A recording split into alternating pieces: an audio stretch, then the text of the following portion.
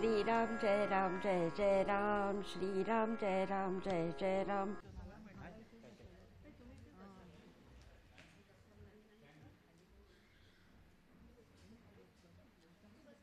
मी एक असा झपूर्झा अनुभवतेय हास्याचा आणि आनंदाचा. गंमत काय झाली माहितीये का, मी आत्ता येत होते खालून वरती, माहिती नव्हतं कोणालाच, जिना चढत होते. येताना 2-3 मैत्रिणी, मी चेहरे बघितले नाहीत पण संवाद ऐकू आला. काय गो, ही साडी काल नेसली होती, मागच्या वेळेला नेसली होतीस, यावरची नवीन घेणार वगैरे वगैरे. अगं पण ते आमचे हे म्हणाले वगैरे वगैरे. समोर दिंडी आहे, आनंदाने भक्तिरंगामध्ये सगळेजण भजन म्हणतात, नाचतायत, रंगून गेलेत. आणि या 2 मैत्रिणी साड्यांविषयी आणि आमच्या ह्यांच्याविषयी त्या दिंडीमध्ये बोलतायत. याचा अर्थ काय होतो, त्यांना मी चूक म्हणत नाही, पण आपलं मन विषयाकडे इतकं धाव घेतं की आपल्याला भानच राहत नाही. एक गोष्ट सांगते त्यासाठी. एक 17-18 वर्षाची मुलगी होती आणि तिला नाकातल्या नथनीची फार हौस होती. लग्न झालं तिचं, सासरी माहेरी कुणीच तिला नथनी नाही घातली. ती रोज आपल्या नवऱ्याजवळ म्हणायची, मला ना नथनीची फार हौस आहे. आता त्या 17-18 वर्षाचा मुलीचा नवरा असा किती मोठा असेल, किती कमवत असेल, त्याने कष्ट करून पैसे जमवून एका सणाच्या निमित्ताने तिला नथनी घेऊन दिली. इतका आनंद झाला तिला की आरशात किती बघू आणि किती नाही. मग ती बागडत बागडत प्रत्येक शेजारच्या घरामध्ये गेली. देखो मेरी नथनी देखो, इन्होंने मुझे दी है, कैसी लगती है. सगळे म्हणाले खूप सुंदर दिसतेस, खूप सुंदर दिसतेस. घरोघरी नथनी दाखवत दाखवत ती गावातल्या मंदिराकडे आली. तिथे कबीर आत्मरंग दंग होऊन बसलेले होते. आली समोर, म्हणाली, बाबाजी बाबाजी मेरी नथनी तो देखो, इन्होंने मुझे दी है, मैं कैसी लगती हूँ. आत्मज्ञानाने कबीराने हे जाणलं होतं की ही मुलगी कशी ठुमकत ठुमकत काय विचार घेऊन आपल्याकडे येते. त्यांनी डोळे उघडले आणि म्हणाले, जिसने नथनी दी उसे सुमिरन करे बार बार. जिसे नथनी दी उसे सुमिरन करे बार बार, जिसने नाक दी उसे भूल गई पार. मुलगी शहाणी होती, पटकन समजून गेली, देवाला नमस्कार केला आणि उपासनेला लागली. आत्ता आपण दिंडीमध्ये असताना आपल्या मनात हे विचार होते की मला विठ्ठलाला बघायचं बुवा एकदा, मला दर्शन घ्यायचंय. जीव व्याकुळला आहे की मला दर्शन घ्यायचंय. कारण ही दिंडी जी संतांची आपल्या महाराष्ट्रामध्ये आहे, ते सगळेजण पंढरीच्या दर्शनाने व्याकुळ होऊन पुन्हा पुन्हा विठ्ठलाला आनंदाच्या डोही आनंद तरंग असे नाचत होते. ज्ञानेश्वर, निवृत्ती, मुक्ताबाई ही भावंड ज्या वेळेला पंढरपूरला आली आणि विठ्ठलाला बघितलं ज्ञानदेवांनी, तेव्हा ते काय म्हणाले, रूप पाहता लोचनी सुख झाले हो साजणी. मुक्तेला म्हणाले साजणी. मुक्तेने विचारलं, का रे दादा, तुला हे असं दर्शन झालंय की चराचरामध्ये विठोबाच आहे, दुसरं नाही कुणी, आम्हाला कुणाला कसं काही दिसत नाही. ते म्हणाले, पूर्व सुकृताची जोडी विठ्ठल आवडी. आपण आज इथे सगळेजण जे जमलोय ना, ते खूप भाग्यवान आहोत. आपली पूर्व सुकृताची नक्कीच पुण्याई आपल्याकडे आहे. त्याच्याशिवाय इथे पाय टाकणं शक्यच नाही, कारण हा रामरंगामध्ये रंगलेला दरबार आहे. आज प्रभू रामचंद्र विठ्ठल स्वरूपामध्ये इथे उपस्थित आहे. आता हे सगळं का करायचं, म्हणून समर्थ रामदास आपल्या मनाला शिकवण्यासाठी उभे राहिले. समर्थांनी 205 मनाचे श्लोक एका रात्रीत लिहून काढले. सगळ्यांना ही गोष्ट माहिती आहे. काय सामर्थ्य असेल. आणि आता शेकड्यांनी वर्ष झाली तरी आपण एकही त्याच्यामध्ये असं म्हणू शकत नाही की हा शब्द समर्थांनी जो वापरलाय ना तो आताच्या काळाला लागू नाही आहे. दासबोध मनाचे श्लोक समर्थांनी आपल्यासाठी लिहिले. दासबोध म्हणजे सोन्याची खाण आहे. सोनं त्याच्यामध्ये शोधावं लागतं. पण मनाचे श्लोक ना तिजोरी आहे. उघडली, हवा तो श्लोक घेतला. मनाच्या श्लोकांची गंमत काय माहिती आहे का? त्याच्यामध्ये जी श्रीमंती आहे, दौलत आहे, ती आपल्याला माहितीच नाही. आम्ही शाळेत असताना 5 मार्क मिळायचे. घंटेच्या आधी 5 जर मनाचे श्लोक म्हटले तर. एवढाच त्यांचा आमचा संबंध.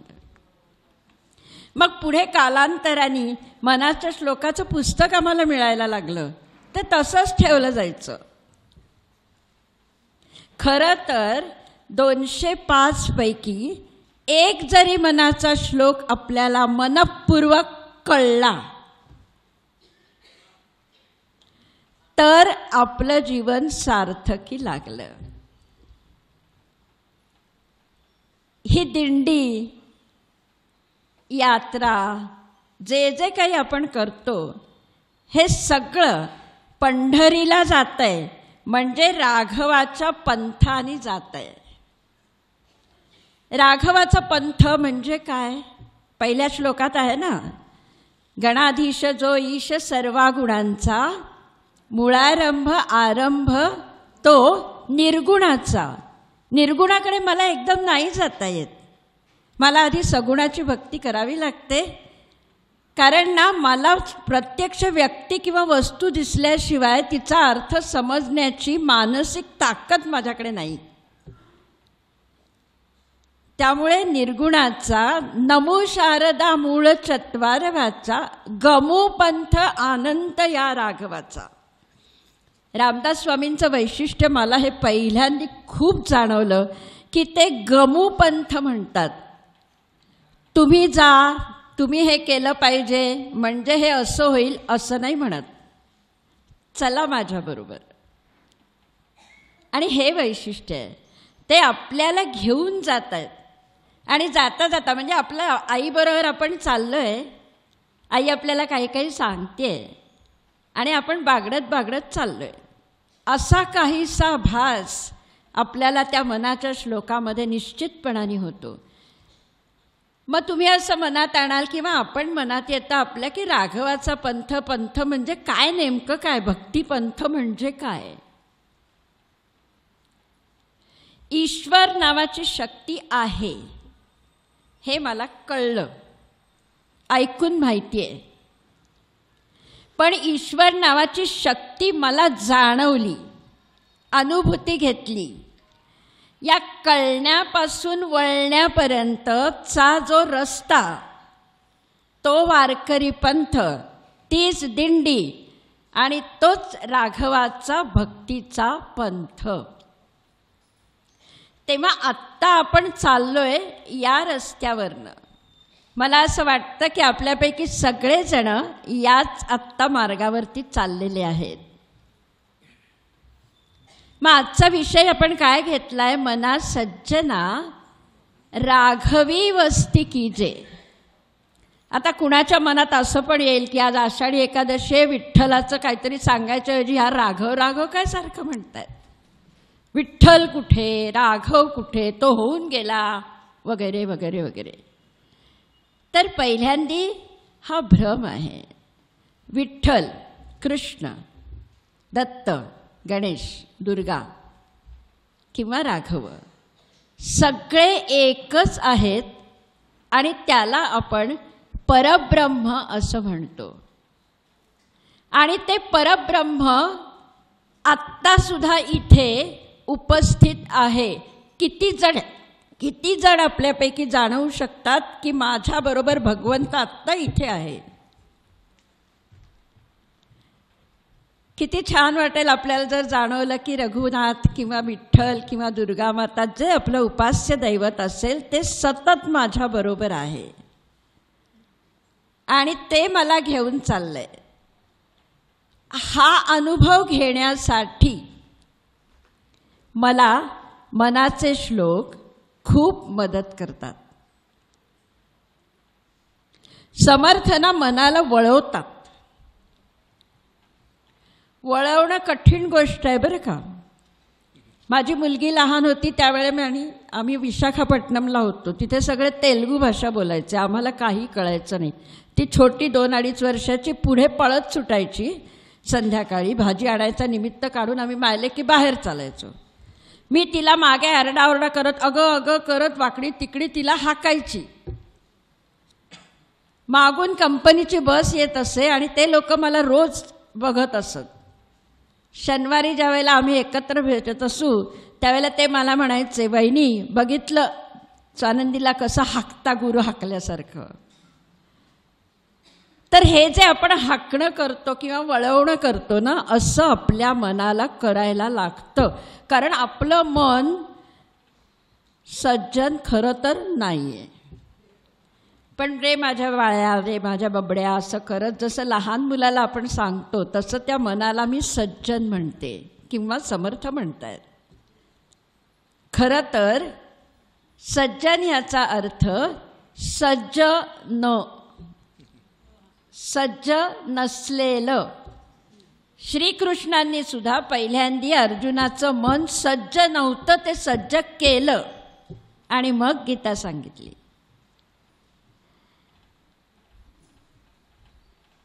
मनाचं स्वरूप बघायला गेलो आपण तर काय विचारता, प्रचंड चंचल. आत्ता हा विचार की लगेच तो विचार. सकाळी एक सुखाचं वाटतं ते दुपारी दुःखाचंच होतं. मग लहान मुलाला समजावतो ना आपण तसं त्या मनाला आपल्याला समजवायला लागतं. मनाचं काय सगळ्यात वैशिष्ट्य म्हणजे त्याला एखादी गोष्ट करू नको असं म्हटलं ना की ते करणारच. त्याच्यासाठी एका वैद्यांची गोष्ट सांगते. एक रुग्ण होता, तो पूर्वी वैद्यांकडे एका गेला. आता पेशंट म्हणूया त्याला, कारण रुग्ण एखादा शब्द कळेल न कळेल. इंग्लिश माध्यम आहे ना आता सगळीकडे. वैद्यराजांनी त्याला पुड्या बांधून दिल्या आणि काय सांगितलं, प्रत्येक पुडी घेताना ना तू उंटाची आठवण करू नकोस. याला कळलंच नाही काय सांगतात. बा असेल त्यांचा काहीतरी भाग ट्रीटमेंटचा म्हणून तो घरी गेला. काय सांगितलं होतं, उंटाची आठवण करू नकोस. पुडी काढली की उंट आठवलाच. एखादी गोष्ट करू नको की मी ती केलीच पाहिजे असं हे आपलं मन विठ्ठलाकडे न्यायचं असेल तर रामदास स्वामी म्हणतात, मना प्रार्थना तुझला एक आहे, रघुनाथ थक्कित होऊ न पाहे, अवज्ञा कदा हो यदर्थी न कीजे, मना सज्जना राघवी वस्ती कीजे. राघवी सप्तमी आहे बरं का. रघुनाथाच्या ठिकाणी मनात तू वस्ती कर. म्हणजे नुसतं नामस्मरण करू नकोस, त्याच्याकडे राहायलाच जायचं आपल्याला. आता कसं आहे, शरीर प्रपंचाची कामं करणार आणि मनाने परमार्थ करायचा अशी ही जोडी आहे. भगवंताच्या अनुसंधानामध्ये प्रत्येक काम आपल्याला करायचं आहे. अनुसंधान म्हणजे त्याच्या सहवासात राहणं. कसं राहता येईल, त्याचं नाव घेतलं तरी त्या नामामध्ये इतकी शक्ती आहे की प्रत्यक्ष सगुण अवतारामध्ये सुद्धा ती शक्ती नाही. श्रीकृष्णाच्या सहवासामध्ये दुःशासन दुर्योधन होते. काय झालं, बदलली मती त्यांची नाही. आणि समर्थांनी श्रीराम जय राम जय जय राम याच्यावर भर दिला, कारण त्यांचं उपास्य दैवत राम आहे. आपण आपलं म्हणावं, गणपती असेल, गणपतीचा मंत्र, दत्ताचा मंत्र, जे आपलं उपास्य दैवत आहे त्याचा मंत्र म्हणजे त्याचं नाम सतत अनुसंधान राहिलं पाहिजे. मग तुमचं काम काही असो. आपलं दुःख कमी करण्याची सगळ्यात मोठी शक्ती किंवा युक्ती म्हणजे आपल्याला दिलेला प्रपंच हा रामाचा आहे. इथे सगळे जे बसलेत ते प्रभू रामचंद्रच आहेत. आणि जे काही मी काम करणार आहे, मग ते पोळ्या करणं असू दे, शिकवणं असू दे, बाहेर जाऊन वस्तू खरेदी करणं असू दे, किंवा सासवा नंदांशी भांडणं असू दे, ते मला रामाने दिलंय. मी मनापासून करणार, पण त्याच्यातून मी अलिप्त होणार. गोंदवलेकर महाराजांच्या गोष्टी जर तुम्ही माहिती असतील, सगळेजण माहिती आहेत सगळ्यांना, ते त्यांची भावंड जेव्हा जमीन जुमल्यासाठी भांडायला यायची तेव्हा ते त्यांच्यापेक्षा छान शिव्या द्यायचे, पण दुसऱ्या क्षणी त्या सगळ्या भावंडांना प्रेमाने बसवून चांदीच्या ताटामध्ये जेवायला वाढायचे. ते तेच म्हणतात की आम्ही इथे गोंदवल्याला ना केशर कस्तुरीची दुकानं उघडलीत, पण इथे गिराईक येतं ते हिंग मिऱ्याचंच असतं. म्हणजे इथे माझ्यासमोर आल्यावर माझ्या मुलाचं लग्न नाही झालं, मुलीचं नाही झालं, माझी सासू अशी वागते, अमकं धमकं, प्रापंचिक अडचणींसाठी संतांकडे कधीही जायचं नसतं. कारण त्या गोष्टी आपल्या प्रारब्धापणे घडत असतात, प्रारब्धाप्रमाणे. त्यांच्याकडे जायचं आणि म्हणायचं, मला नामाची आवड द्या, मला नामाचं प्रेम द्या, आणि मी सतत नामात राहीन. मग या श्लोकामध्ये रामदास हेच सांगतायत. आता म्हणजे पूर्वीच्या आधीच्या श्लोकांमध्ये ते मनाला उपदेश, आज्ञा वगैरे करायचे बरं का, पण आता ते प्रार्थना करतात की बाबा बघ जमलं तर. पुढची ओळ काय सांगते, रघुनाथ थक्कीत होऊन पाहे. म्हणजे याचे आता दोन अर्थ निघतात.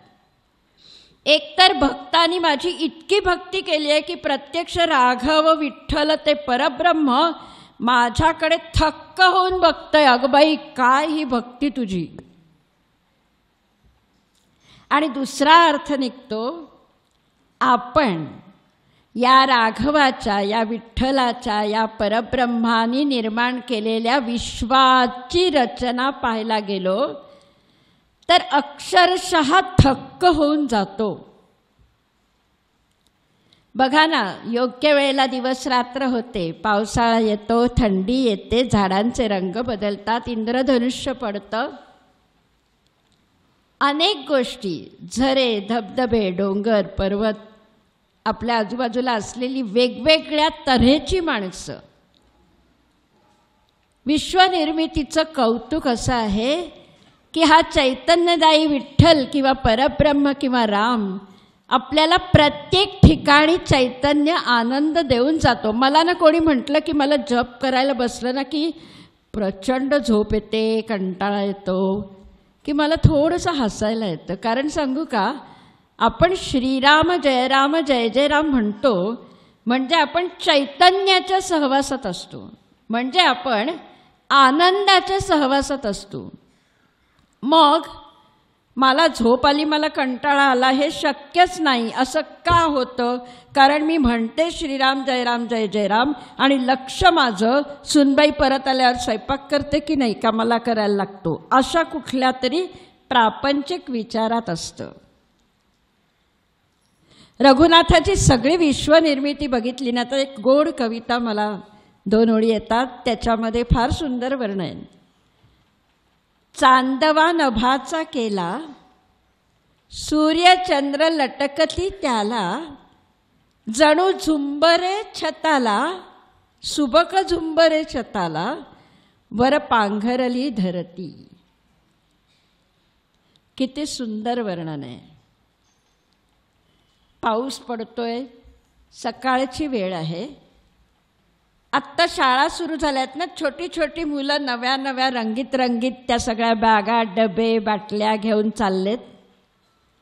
उद्यानाकडे बघितलं तर सगळे हास्ययोगी हास्य रंगामध्ये रंगलेले आहेत. त्यांच्या हास्याचा आवाज, या मुलांनी घातलेला सगळ्या रंगाचा थाट, मुलांचा चिवचिवाट आणि झाडांवरच्या पक्ष्यांचा चिवचिवाट, आकाशाचा निळाक्षार रंग, खाली हिरवगार अंथरूण. किती सुंदर चैतन्य आहे, किती सुंदर रीतीने परब्रह्म आपल्याला समोर येत आहे. एक प्रकारचा आनंदाचा झपूर्झा आपण तिथे अनुभवतो. आणि हे परब्रह्म किती ठिकाणी आपलं एकत्व दाखवतं, विविध रूपांनी परत परत आपलं एकत्व दाखवतं. आता ज्योतिषाचा थोडासा अभ्यास असल्यामुळे मला तिथेही ते जाणवलं. रघुनाथ थक्कित होऊ न पाहे म्हणजे मी त्याच्याकडे खरंच थक्क होऊन बघते की माझ्या पत्रिकेत माझ्या मुलीचा नवरा कसा असेल हे मी सांगू शकते. म्हणजे काय झालं, मुलीची पत्रिका, माझी पत्रिका, एकच तत्व इकडे तिकडे नेता आहे, सगळीकडे बांधून घेतलंय चैतन्याने. असं तुम्ही कुठल्याही शास्त्रामध्ये बघा. ज्ञानेश्वरांनी अद्वैत सांगितलं आणि पडणारं फळ बघून न्यूटननी द्वैत सांगितलं. ते बी जमिनीमध्ये रुजतं, अद्वैत होतं आणि मग मोठं झाड होतं. न्यूटन बसला होत्याला तर झाडावरनं फळ खाली पडताना पडलं, दिसलं. तो बी आणि फळ आणि गर सगळा वेगळा झाला. कुठेही जा, तुम्हाला इतकं सुंदर संगीताचा अभ्यास असेल तर मी गाणारी नाही आहे पण थोडासा प्रयत्न करते. सा रे ग प ध सा, सा ध प ग रे सा. काय वाटतं?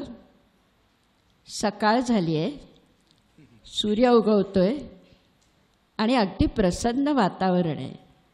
तेव्हा भूपरागाची सुरावट, त्यातून निर्माण होणारं परब्रह्म चैतन्य आणि निसर्गामध्ये होणारा चैतन्याचा आविष्कार एकच आहे. आहे की नाही रघुनाथ थक्कित होऊन पाहे.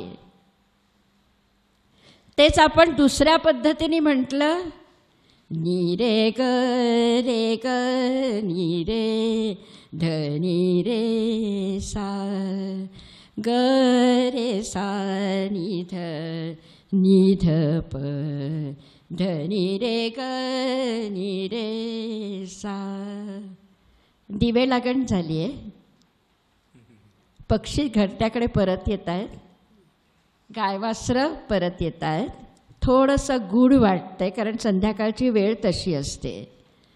म्हणजे यमनचे सूर आणि निसर्गामध्ये झालेला बदल यांच्यामध्ये रमणारं एकत्व परब्रह्म रघुनाथ थक्कित होऊन पाहे. अहो मी जिथे जिथे बघीन ना तिथे तिथे मला हे रघुनाथांचं, विठ्ठलाचं, परब्रह्माचं अचंबित होते. मी नुसती आ करून बसते, बस इतका त्याचा विश्वाचा चैतन्यदायी पसारा आहे. म्हणून रामदास स्वामी म्हणतात, रघुनाथ थक्कित होऊन पाहे. माझी वस्ती राघवाच्या चरणी आहे बरं का, तरच मला ह्या सगळ्याचा आनंद घेता येईल. पुढची ओळ काय सांगते? अवज्ञा कदा हो यदर्थी न कीजे. अवज्ञा म्हणजे दुर्लक्ष. म्हणजे मी जे सांगतोय ना, मना सज्जना राघवी वस्ती कीजे, त्याच्याकडे हे मना तू दुर्लक्ष करू नकोस. त्याच्यामध्ये जे मी सांगतोय ते तू कर, कारण ते तुझ्यासाठी हिताचं आहे, कल्याणकारी आहे. एक गोष्ट आहे बरं का, विठ्ठलाकडे किंवा परब्रह्माकडे पाहताना आपण जो चष्मा लावायचा आहे ना, तो ज्ञानोबांचा, तुकोबांचा, एकनाथांचा, नामदेवांचाच लावायचा आहे. लैला मजनूची गोष्ट माहिती आहे ना.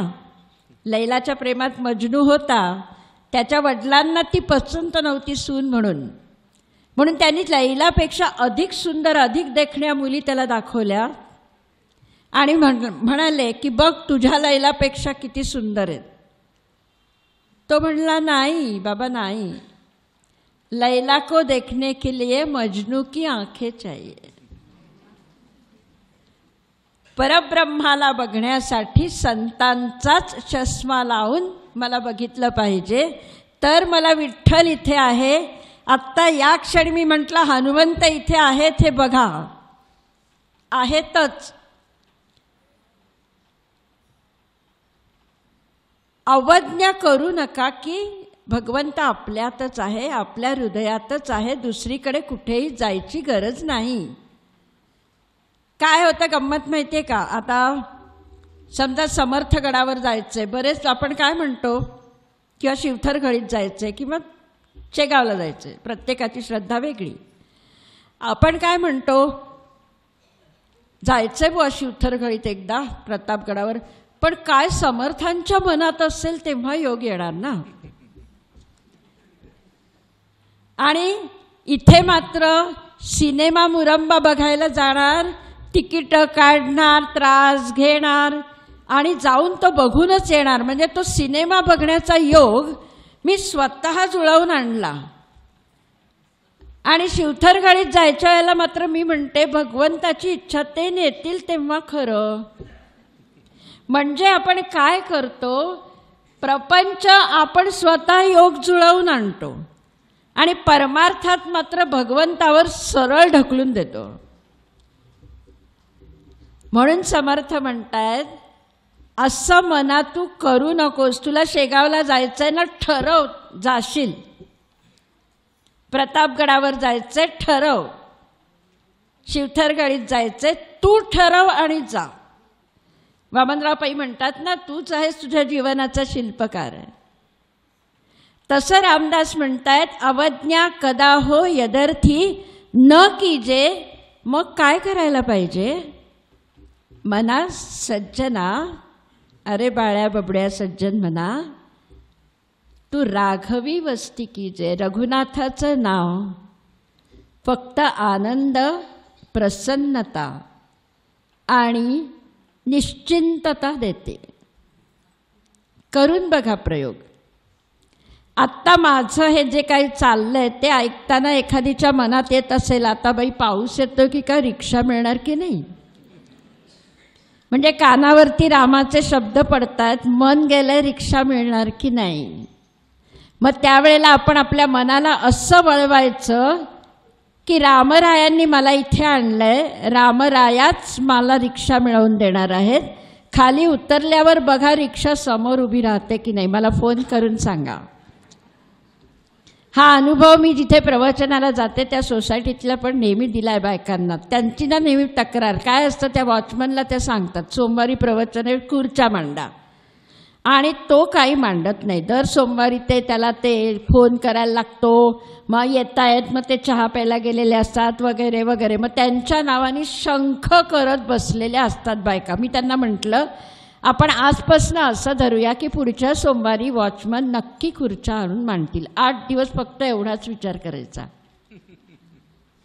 आणि खरंच सांगते, चमत्कार नाही, पुढच्या सोमवारपासनं आत्तापर्यंत 1.25 वर्ष झालं त्या खुर्च्या सोमवारी मी खाली जायच्या आधी मांडून ठेवलेल्या असतात. कारण अंतरामध्ये हा संवाद आहे. त्याच्याही अंतरामध्ये श्रीराम आहेत, माझ्याही अंतरामध्ये श्रीराम आहेत. मी जर सारखी त्याला दूषण देत असीन तर तेच मला परत येतं. माझी अवज्ञा होते, तिथे दुर्लक्ष होतं की माझ्याकडे काय शक्ती आहे.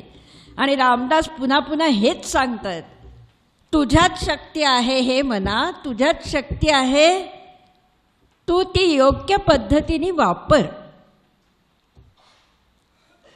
मुलांच्या तर थोडंसं विषयांतर कदाचित वाटेल, पण त्या यदर्थीसाठी मला हे सांगावंसं वाटतंय. मुलं आपलं ऐकत नाहीत असं आपण सारखं म्हणतो. रामदासांचीच गोष्ट सांगते. एक बाई आपल्या छोट्या मुलीला घेऊन स्वामींकडे गेली आणि म्हणाली, ही मुलगी 7-8 वर्षाची होती, सारखी अहो गुळ खाते. मी तिला इतकं समजावून सांगितलं पण ती ऐकतच नाही. रामदास म्हणाले, 8 दिवसांनी या. 8 दिवसांनी बाई पुन्हा मुलीला घेऊन गेली. म्हणाले, बाळ असा सारखा गुळ खाऊ नये बरं का, तो चांगला नसतो तब्येतीला. घरी गेल्यानंतर आईने आश्चर्य व्यक्त केलं की महिना होऊन गेला, हिचा हट्ट सुटला कसा. ती पुन्हा स्वामींकडे आली आणि म्हणाली, काय हो, तुम्ही हे सांगितलं ते मागच्याच 8 दिवसापूर्वी नसतं का सांगता आलं? ते म्हणाले, हो सांगता आलं असतं ना, पण मी 8 दिवस स्वतः गुळ सोडला आणि मग सांगितलं. तेव्हा मना प्रार्थना तुझला एक आहे, रघुनाथ थक्कीत होऊ न पाहे, अवज्ञा कदा हो यदर्थी न कीजे, मना सज्जना राघवी वस्ती कीजे. रघुनाथाचं नामस्मरण. मी तर म्हणते आत्तासुद्धा तुम्ही हे ऐकताना नामात राहा. मला एकदा अशी शंका आली होती बघा की बाबा जिथे नाम जप चालतो तिथे कुणाला तरी प्रवक्त्याला त्यावेळेला बोलायला कशाला पाठवतात, त्याचं ऐकतात का लोक? तेव्हा माझ्या सद्गुरूंनी सांगितलं, नाम घेत असताना जर तुम्ही ऐकत असाल तर त्यातलं जे तुम्हाला हितकारक आहे ते बरोबर खाली जातं आणि अनावश्यक असेल तर ते घेतलं स्वीकारलं जात नाही. नामाचं हेच वैशिष्ट्य आहे. रामदासांनी सुद्धा नामासाठीच मनाला बनवलंय. बघा ना, मना उलट करा नाम, मन उलट म्हणा नम. म्हणजे शरणागत होऊन मी त्याचं नाम घेणे हेच माझ्या हिताचं आहे. त्यामुळे आत्ता मी खरंच विनंती करते की माझ्याकडे बघण्यापेक्षा नामात रंगून जा. मला नाही असं वाटणार की काय हे काय डोळे मिटून बसले होते हो सगळेजण, मी आपली बोलते बोलते पुढच्या वेळेला जाणार नाही, असं होणार नाही. कारण मग तुमचं अंतःकरण आणि मी जे बोलते आहे ते रामदास स्वामींचे विचार यांच्यामध्ये इतकी सुरेख सुसंगती असेल की आनंद चैतन्य सोहळा उपास असून सुद्धा आज आपण अनुभवू शकतो. मना सज्जना राघवी वस्ती कीजे. वेळ आहे ना, बस आहे 15 मिनिटं.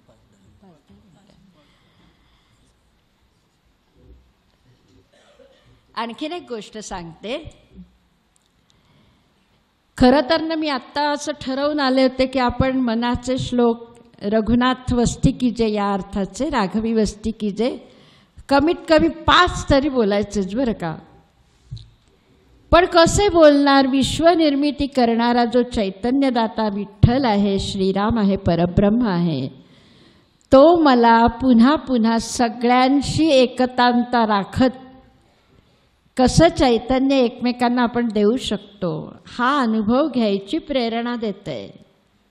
आणि जगात सांगू का, दुःख नाहीच आहे, आपण ते कल्पनेने निर्माण करतो. म्हणजे मी पालीला घाबरते, बंद दारातून आत जाताना मी नेहमी कल्पना करते पालबील असली तर, अगं बाई मग मला एखादं छोटंसं काहीतरी पडलेलं पण पालीसारखं दिसतं.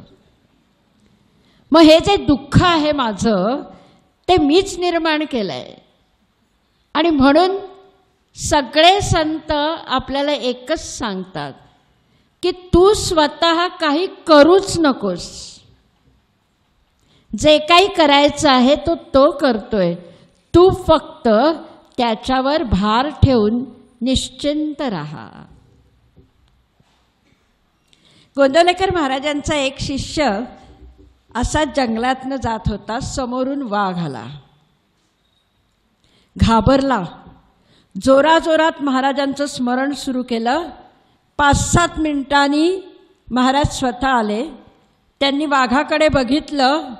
वाघ शांतपणे निघून गेला.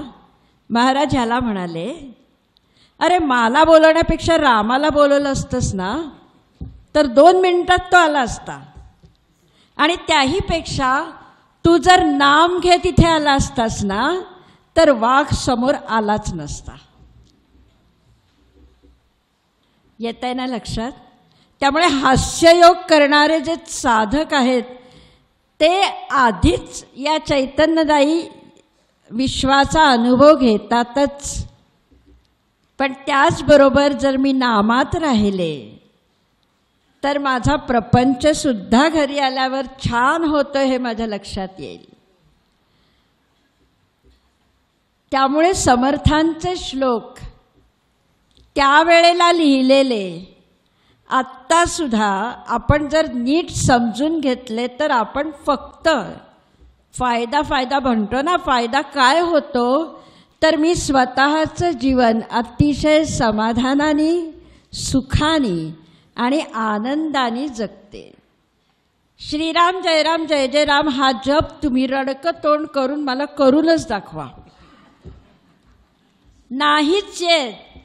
कारण राम म्हणजे आनंद, राम म्हणजे परब्रह्म, विठ्ठल म्हणजे परब्रह्म.